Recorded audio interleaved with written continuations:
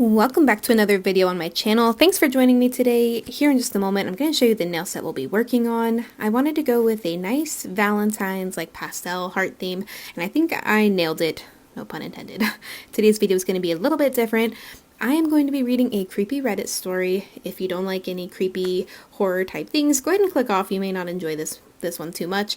However, if you do and you are here for it, go ahead and stick around because we're going to get started. It was a dark night, and the clock was about to strike midnight. Mark was alone in his dimly lit apartment, lying on his bed. For the past hour, he'd been trying to sleep without success. Frustrated, he sat up, reaching for a glass of water.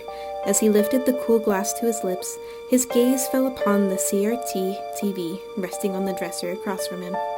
He remembered discovering this old TV along with some other items during his impromptu visit to an antique store on the way home the previous day. It was quite old, and the plastic casing was not looking too good. It was all worn out. Mark got up from his bed in curiosity. Unable to sleep, he decided to experiment with the old TV.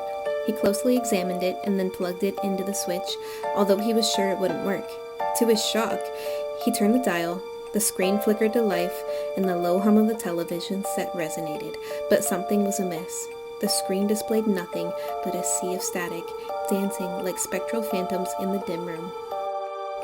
Furrowing his brow, Mark attempted to adjust the antenna, but the static persisted. Intrigued yet uneasy, he began cycling through the channels. Finally, something showed up on the screen, a girl standing in the corner of a dimly lit room with her face downward, motionless. Mark looked closely with full focus, and the girl suddenly looked up with a creepy smile and pale white eyes, as if she was staring right into Mark's eyes. Startled, he decided to change the channel, not being a big fan of horror movies. However, the next channel was no different. This time, a dark shadow was crawling up the wall of a room. What the? It's not Halloween, he thought. He changed the channel again, but each time he encountered something even weirder than before. Suddenly, he stopped changing the channels as he saw something far beyond reality. He saw himself on the TV, in his room, sitting as if the same live footage was being played. It sent chills down his spine. Reluctantly, he waved his right hand, and he was shocked to see the person on TV mimic the gesture. At this point, fear consumed him. He desperately tried to change the channel or turn it off, but nothing seemed to work. Finally, he took the plug out and hoped that it would end the nightmare. However, when he looked at the TV, it was still on. The reflection of him was sitting there, and now he was looking at Mark with a growing sense of fear etched across his face. That's when Mark's heart stopped beating. A dark shadow appeared behind him on the TV. He froze, and his whole body went cold. Slowly, he turned around to check and sighed in relief as there was no one behind him. At that very moment, a multitude of hands emerged from the TV, relentlessly pulling Mark inside, regardless of his struggles and screams. A second later, the room fell into an oppressive silence again, broken only by the occasional crackle of static. And that's the end of our first creepy Reddit story.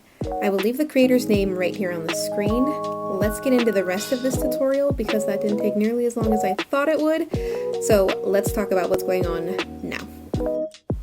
So we have built our structure up using the sugar and cream hard gel in a bottle. The color is Pop. I went in and I used their clear, also hard gel, and I created kind of a sticky layer. I didn't cure it. And now I'm placing these glitter pieces into the wet hard gel, if that makes sense. I hope it does. Now what I'm going to do is kind of move it around just to check the line of light, see where I like things, how they're going to reflect best, what colors go where, and then I'm going to add in some tinier glitter pieces that are going to accent the bigger glitter pieces.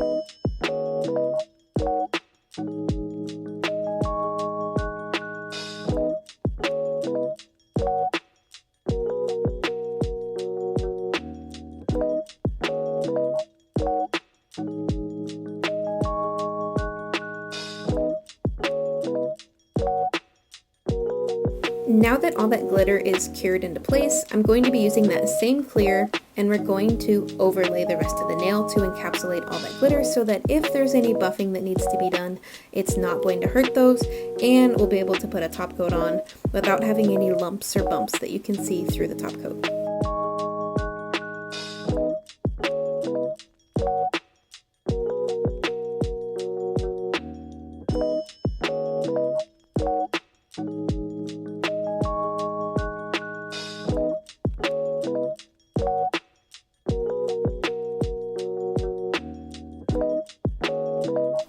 As you can see, that self-levels really well, and as I turn it to the side, you'll see that it's also not super bulky. So just because it's encapsulated doesn't mean it has to be really thick and chunky. Now we're going in with the Kupa top coat. I've been trying really hard to like the McCart one, and I just don't. It separates over every product that I use it on, so that will probably be coming out of my rotation here very soon. Here is the finished look.